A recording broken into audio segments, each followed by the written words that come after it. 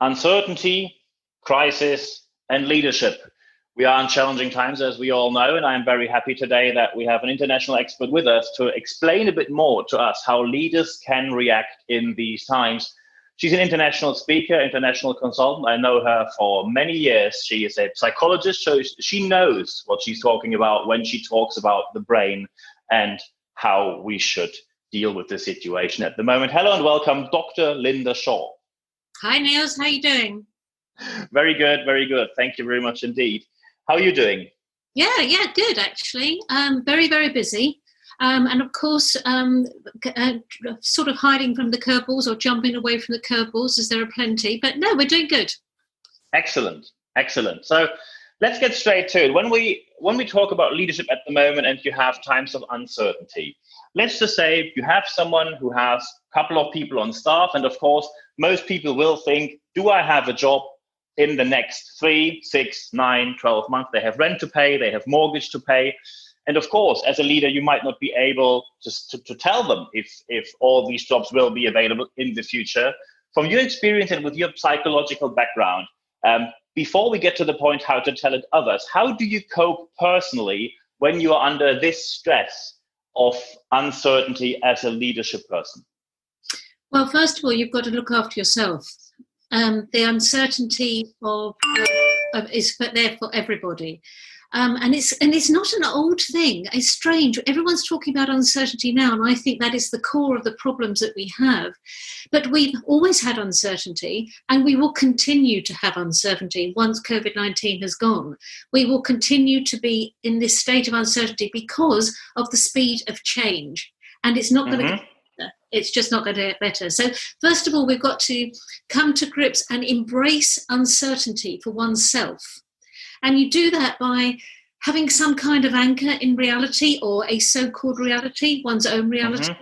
And that is by having routines and things that processes and systems in place where you feel that you've got some kind of control over your destiny. And that's the core of my work, is I put people in more control of their destiny than they thought possible. And the way I do that is to help them understand what's going on in their brain at any one time. So first of all, we've got to anchor ourselves into some kind of reality, exercise regularly so we're feeling in control. We've decided in our memory we're going to do some exercise.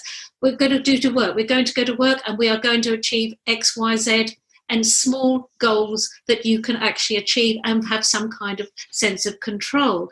But as a leader, of course, you've then got to translate this to your direct reports.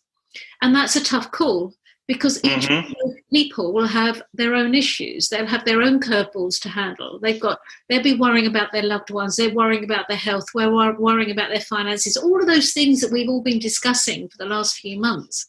So how to translate that to them is a big issue. And one of the things that is, I think, a major problem is the brain doesn't do gaps. It doesn't handle uncertainty very well because it can't with the gaps. So what we do with gaps, we feverishly seek out information. We look at the news too much. We look at all of these things because we've got to get this information. Brain needs to fill in gaps. But what we then do is we then make up stories. We make up stories to fill in those gaps, and then by doing so, that's a very stressful situation to be in, because the stories that we're making up are probably not as nice as we would like them to be. So every time we rerun those stories, the stress hormones are raging around the system, and they're making us even more stressed out and more anxious. So when we are talking to our direct reports, when we're talking to our teams of people, we are probably going through those stories again because our brain doesn't do gaps, and those stories aren't true. So the best thing to do is actually be really honest. You know what? I don't want to put my brain in this stressful situation by running these stories that I think may happen but may not. So let's all just talk about what's actually happening, what we know for sure, and what we can actually affect this week. And in that way, we are not making up these stories, relating these stories to other people and relaying that information that actually might not come to anything at all. And therefore, we're in a stressful situation for no reason. Let's. That's a very interesting point. When we talk about honesty, and you might know what I will refer to now. Let's say you are in a leadership position and you gave people very clear advice what they should all do, and that of course applies maybe to your whole company, to all of them. And then let's say someone on a very senior level, someone from the leadership board, breaks the rules, and that is someone that is very close to you. So we had the case, you for sure have heard about it, of Dominic Cummings in the UK government in an advisory position, who allegedly, when we see it on the news at the moment, broke the laws or the guidelines Boris Johnson gave when it came to social distancing, not traveling, etc., etc. So how, as a leader, should you deal with these situations when someone who is very close to you, who you might know for a very long time, who's in an advisory position to you, and suddenly your own people say, what's happening here? How shall you react? If we, as leaders, if we allow somebody who's very close to us flout the rules, and it endangers the population, or indeed endangers the company or the corporation, then that person, that leader, has to get rid of the person who has done that. Mm-hmm. Because it is so important to maintain trust of those whom you represent and who work for you. If you don't do that, then they are going to kick up. Those people are going to act up. They're going to be like petulant children. They are going to be doing everything they can to sabotage whatever it is you as the leader will then try to put in place. And you will perpetuate a society or a company of fear and mistrust. That is really not helpful to anyone. So from a psychological point of view, let's say, and we all know how this might work. Of course, I don't want to say this is the case anywhere in free enterprise, but we all know that networks play an important role in free enterprise. People know each other, often come from the same backgrounds, same universities, same line of education, same families might even be. When you have these networks and suddenly people start to back each other up, even when there is significant misbehavior, like reportedly in this case of Dominic Cummings, when you then still back people who behave the wrong way, what happens psychologically with the people who follow you? People who follow you, when you do not get rid of this person, do you mean? Yeah. What happens is that first of all they distrust you. Secondly, what they will do is they will then start to look for times when you have shown that you were not trustworthy. So they will be looking for times that their biases will be leaning very much to try to catch you out. And so whatever that leader might say in the future, it might be really good stuff. The people listening will be looking for the biases. They're looking for confirmation bias. Let's see, I now don't trust you. I'm now going to look for reasons why not to trust you, and not see it with the other good stuff. Yeah.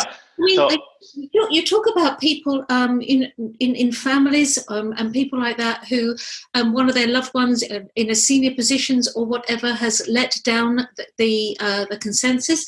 Take our Queen of England, for instance. She actually got rid of her own son, Prince Andrew, right? Yeah. Because she had people in her head. She is working for the people of the UK and her Commonwealth, what is left of it. So therefore, that came before her duty to her son as a mother. I mean, good heavens. Linda, just stop 1 second. I just had the door knocking. I have to cut that out. I'm just sorry. Hola, hello, good morning.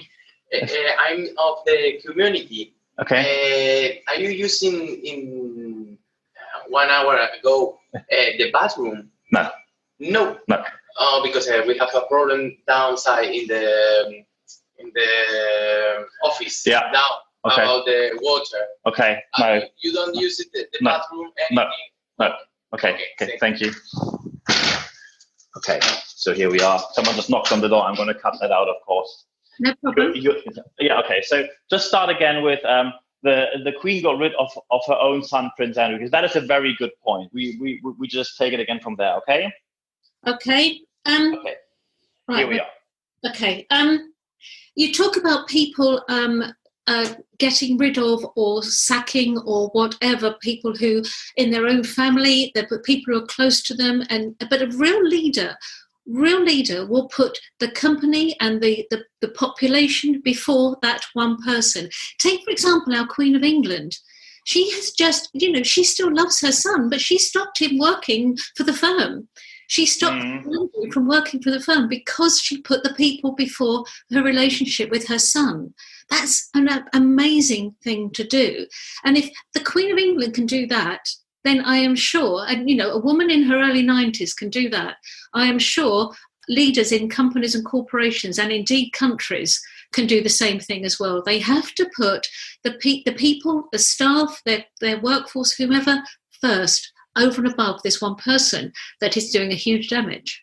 So we can clearly say when people back up wrong behavior, they definitely cause a long-term damage, which is close to impossible to repair afterwards. Yes, especially with something as serious as we're talking about now. People, excellent. The trouble is at the moment, the UK population is in a very high state of arousal. We have a constant layer of stress that we're coping with. So those stress hormones in the brain are going bananas. They're going absolutely berserk all the time. So all we need is the extra stresses on top, and we're going to flip. People are not, they're full up. They are going to tip over the edge and become unpredictable. They're not going to be thinking clearly. They're not going to be thinking innovatively, creatively. They might be aggressive. All of the negative things that can happen in the brain once those stress hormones are in a chronic situation and are layered by something else that's made the stress situation even worse. Excellent. Thank you very much for this advice. So wrapping this whole up, when someone now sits there and says, okay, we have a stressful situation, we have uncertainty, I just want to know the top 3 tips. Where do I start when I'm a leader in a business right now? What would be your top 3 tips for them to start with? Right. First of all, you've got to look after yourself. The only person we can ever change is ourselves. We cannot change anyone else. But we can motivate them, we can influence them, but we need to be in control of our own destiny. So we've got to look after our health, we've got to eat properly, drink properly, we've got to exercise and all of those things and anchor ourselves into some kind of routine so that we are feeling more control of our destiny. From there, we need to then think about how we can talk to our direct reports, our teams and whomever.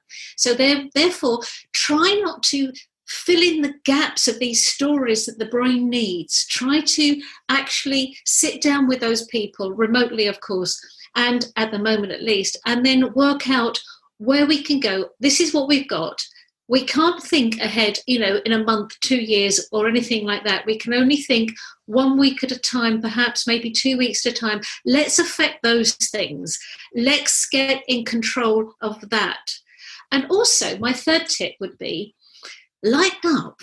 I know that sounds a ridiculous thing to say in this climate, but if we can put our brain in a pleasurable state, we can be actually far more effective and efficient and more innovative and more creative. So if we can actually, somewhere in all of this, actually have some light relief, especially when talking to our direct reports, having some humour, whatever going on, then we will be healthier, they will be healthier, and consequently, our corporations, our companies will be healthier too. Excellent. Thank you very much for this advice. Of course, if you have any further additional things where you'd like to ask a question to Lynda Shaw, we're going to put her contact details into the show notes of this episode of our podcast, of the interview. And now, of course, I only have to thank Lynda Shaw to be here with us today. And yes, for everything you've done for us. Thank you very much for your time. Thank you, Niels. Take care now.